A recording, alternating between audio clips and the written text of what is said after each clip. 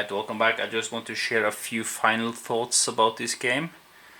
Well, I don't know if you know it, but Arkham Horror is probably, well, if not the favorite, it's definitely one of my favorite games. So this is the first time I played with all of the expansions, and that was certainly interesting in many aspects. I've been reading about this on the forum for some time before I tried it, and what they say is that, well, these expansions here, the other maps, you don't really get to be in them much. There's really not much incentive on going on these maps. I disagree. There is an incentive for going on every map. The rift markers are building up down in Kingsport. So when they are doing that, you need to avoid this rift going around, because when they go around they will spawn out monsters and stuff, which is not good. And so I've been here twice in this game to clean it up, and every track is now half full with the rift markers. You need to stay on top of this situation. It certainly is an issue.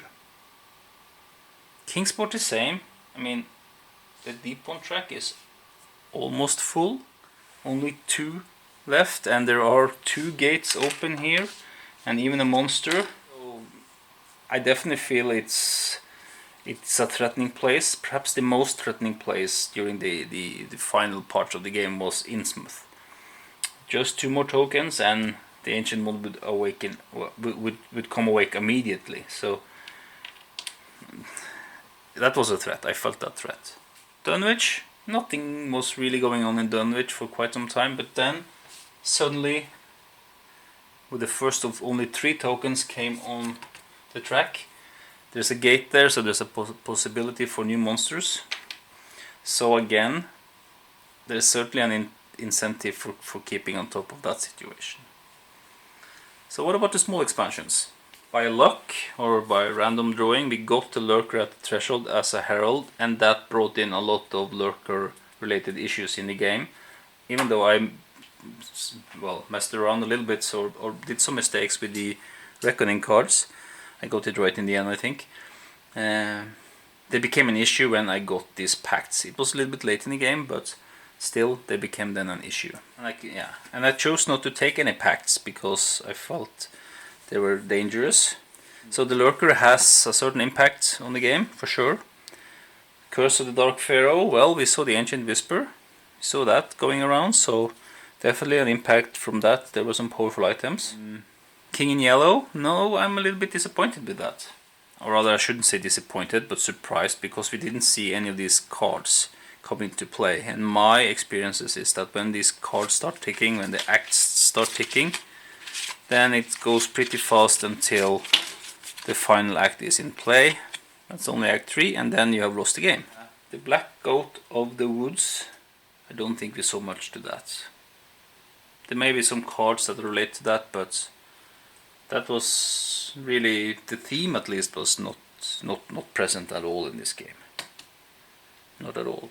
Of course that changes if you play with that herald. So the herald has a lot of influence on the game. The Ancient One also, I think it was interesting to see Yib.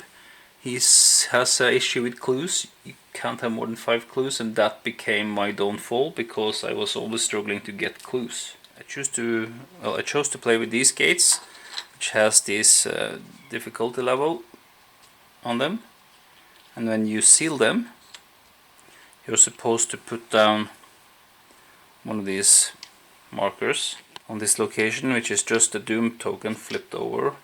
I'm very disappointed that I didn't seal a single gate. That's the first time that has happened to me, because I have got this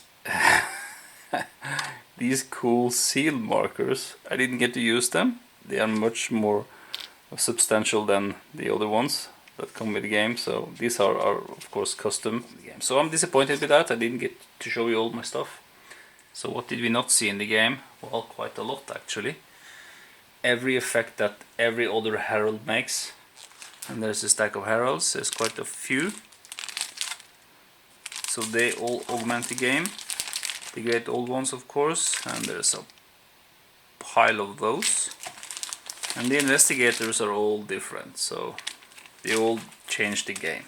There's still a lot of replayability in this game, a lot of game left, so I hope you enjoyed it. I certainly enjoyed it, and hope to see you soon back for more, not Arkham Horror necessarily, but other games.